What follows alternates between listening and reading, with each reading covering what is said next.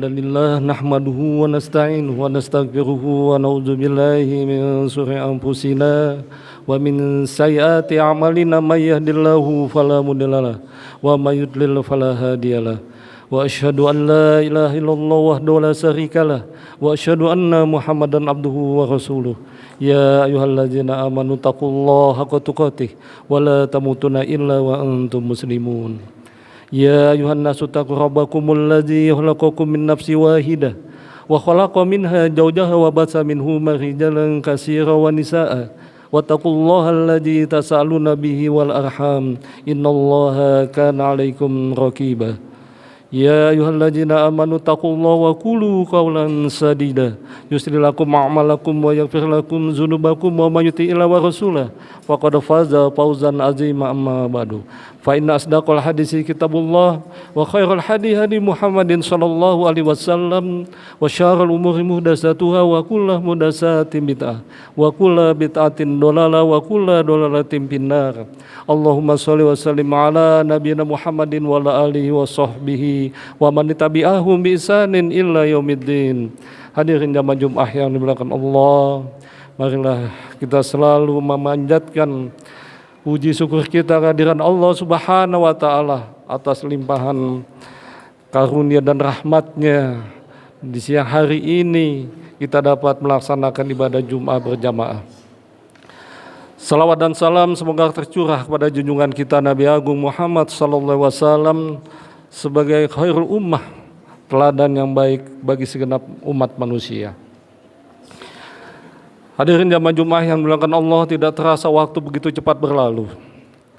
Detik demi detik kita lewati, berubah menjadi menit-menit pun berlalu, menjadi jam-jam juga meninggalkan kita, kemudian berganti dengan hari, hari berganti dengan minggu, bulan pun berganti dengan bulan, sehingga kita berada di tahun baru Hijriah 1944. Sebagaimana Muslim yang baik dalam menyikapi pergantian tahun baru Islam ini, tentunya sebagaimana kebiasaan kita adalah berhitung, mengevaluasi diri kita, sejauh mana kita ini berbuat, sejauh mana kita melangkah, dan sejauh mana kita telah mempersiapkan hidup ini, baik kehidupan dunia maupun kehidupan akhirat. Sebagai muslim yang bijak, aktivitas kita yang kita kerjakan selama ini tentunya haruslah kita sikapi dengan baik, sehingga waktu-waktu yang kita lewati betul-betul menjadikan suatu aktivitas kita itu bernilai ibadah di sisi Allah Subhanahu wa taala. Kemudian kita melakukan muhasabah, mengintrospeksi diri kita, menghitung diri kita sebelum diri kita itu dihitung oleh Allah Subhanahu wa taala, maka kita berhitung, benarkah kita akan selamat untuk kehidupan dunia? Mungkin kehidupan dunia kita prediksi kita akan selamat karena target-target kita yang kita cantumkan di dalam kehidupan ini jelas dan kuat. Bahkan hampir 100% target kehidupan kita di dunia dengan full power kita gunakan sehingga kita dapat meraih kehidupan yang baik, harta yang cukup, pendidikan yang cukup, kemudian anak-anak yang terjamin oleh harta-harta kita. Tapi kita belum bisa berpikir dengan tenang, benarkah kehidupan akhirat kita, diri kita, keluarga kita, dan saudara-saudara kita akan selamat untuk dalam kehidupan akhirat, di mana bagi seorang pemimpin keluargaku anfusakum wa ahlikum naro, jagalah dirimu dan keluargamu dari api neraka. Sudahkah kita sebagai pemimpin keluarga ini, anak-anak kita jamin kelak kehidupannya dia akan baik, selamat dunia dan akhirat. Begitu juga dengan istri kita, benarkah istri kita akan selamat dunia dan akhirat, tergantung dari kita semuanya pada saat ini. Sudahkah kita mencantumkan keseimbangan antara target-target kehidupan dunia dan target-target kehidupan akhirat? Jika kita salah mencantumkan target kehidupan kita, maka celakalah kita. Kalau kita semuanya kita sandarkan untuk dunia, kita akan mendapatkan dunia tapi tidak mendapatkan akhirat. Jika standar kita atau target hidup kita curahkan kepada akhirat, dunianya pun kita akan dapat. Maka Allah Subhanahu wa taala mengatakan, "Wabtaghi fima ataqallahu darul akhirah, wala tansa nasibaka minad dunya, wa asin kama ahsanallahu ilaika. Walabtagil fasada fil ardi, innallaha yuhibbul mufsidin." Al-Qasas 77. Carilah kamu bekal akhirat sebagaimana Allah telah anugerahkan kepadamu, dan jangan kamu lupakan nasibmu di dunia, dan berbuat baiklah kepada orang lain sebagaimana Allah telah berbuat baik kepadamu. Dari ayat ini jelas bahwa kita diperintahkan oleh Allah mencari bekal untuk kehidupan akhirat. Artinya 60% boleh kita cantumkan target-target kita untuk akhirat. Insya Allah target dunia akan mudah dicapai, jangankan 50%, bahkan 100% akan kita kantongi. Namun jika kita salah dalam menentukan target hidup kita, celakalah kita. Di dalam kita bermuhasabah, harus kita selaraskan antara apa yang kita pikirkan dan apa yang bakal Allah tanyakan nanti di yaumil akhir nanti. Ada 4 yang Allah memintai pertanggungjawaban dari hamba-hambanya. La tazalu yaumal qiyamati qadama abdin summa yus'ala an arba'in, an umuri fima aflahu, wa an jasadihi fima ablahu, wa an ilmihi maza amila fihi, wa an amila men aina akhazahu wala anfaqahu. Rasulullah SAW mengatakan ada 4 bagian yang Allah tanyakan kepada hambanya sebelum hambanya ini bergeser dari tempat berdirinya di yaumil akhir nanti. Yang pertama, an umuri fima aflahu, bagaimana umurmu kamu gunakan.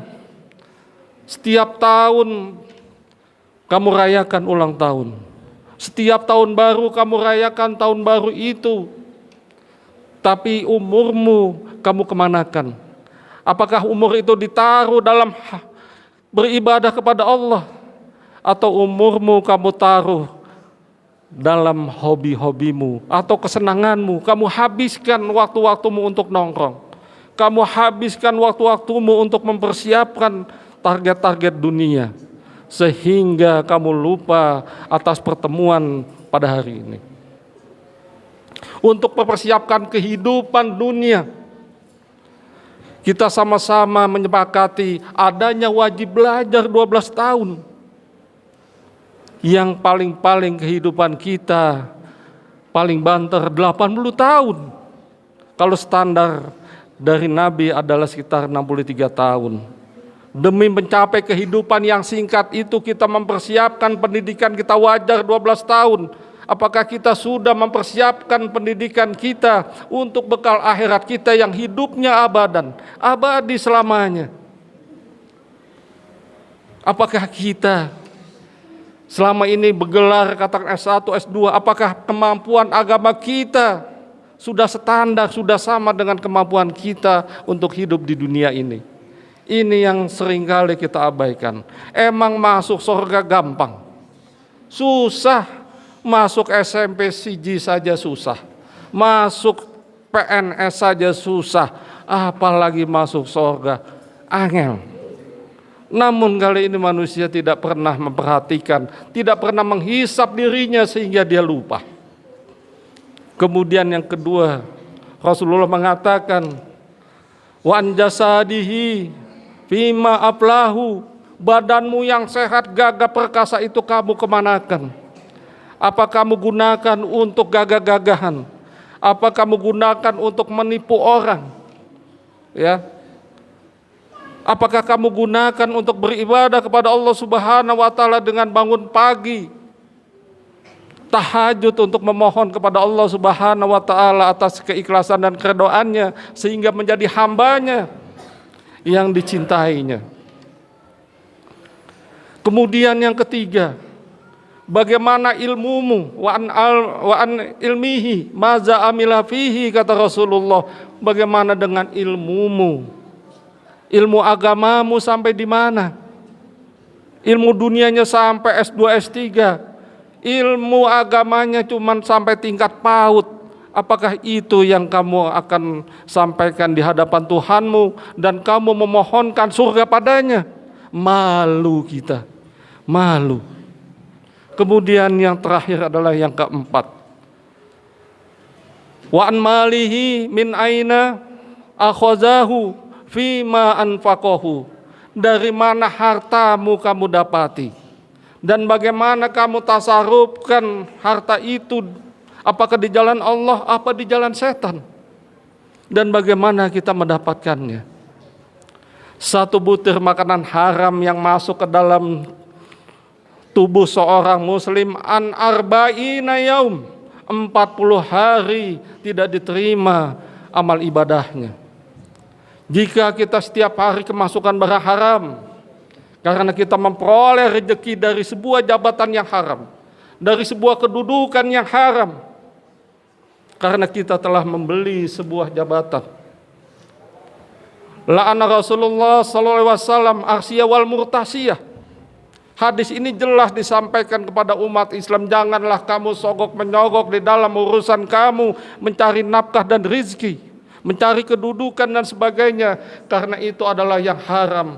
Masuknya sebutir makanan haram, arba'ina yaum, tidak akan diterima amal ibadahnya. Jika keempat-empatnya ditanyai oleh Allah, satu saja kita melenceng, maka tamatlah kita di akhirat, tidak akan bakal mencium bau sorga dan apalagi masuk ke dalam sorganya. Aqulu qouli hadza wa astaghfirullahaladzim li wa lakum wa lisairil muslimina wal muslimat min kulli dzambin fastaghfiruhu innahu huwal ghafurur rahim.